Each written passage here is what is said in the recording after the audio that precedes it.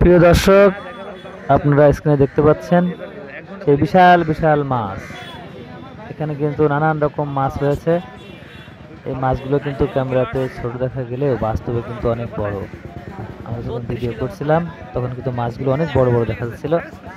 এক একটা মাছ 10 KG, 12 KG, 15 KG, 6 KG, 7 KG এরকম কিন্তু। আর অনেক ধরনের মাছ কিন্তু আপনারা দেখতে পাচ্ছেন। এটা সেই বিখ্যাত জামাই মেলার এই মাছগুলো। আমরা বগুড়া শহরে যেতে পোড়াদাহ বাজারে এই মাছগুলো দেখতে পেলাম, দেখে আমাদের খুব ভালো লাগলো।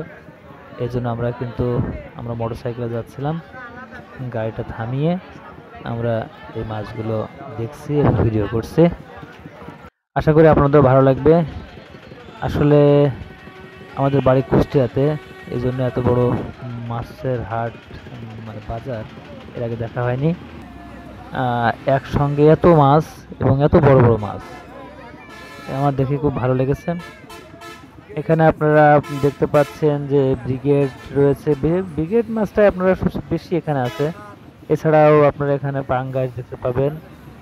এখান থেকে কিনতে পারবেন হচ্ছে আপনার রুই, মৃগেল, এছাড়াও আরো অন্যান্য মাছও রয়েছে। আসলে অনেক রকম ভ্যারাইটিস মাছ। জামাইরা বগুড়াতে বেড়াতে এসে তারা এই মাছগুলো শ্বশুর বাড়িতে কিনে নিয়ে যায়। এই জন্য এর একটি ঐতিহ্যবাহী আর কি জামাই মেলা নামেও পরিচিত। আপনারা এখন স্ক্রিনে দেখতে পাচ্ছেন কাতল মাছ, যাকে আমরা কাতলা বলে থাকি। ওজন কিন্তু প্রায় 12 থেকে 13 কেজির উপরে এই মাছগুলো দেখতে পাচ্ছেন। দামও কিন্তু আপনার হাতের নাগালে আছে, খুব যে বেশি তা না। 600 থেকে, যদি আপনার 6-7 কেজি ওজনের হয় তাহলে এটা 600-700 টাকা কেজি।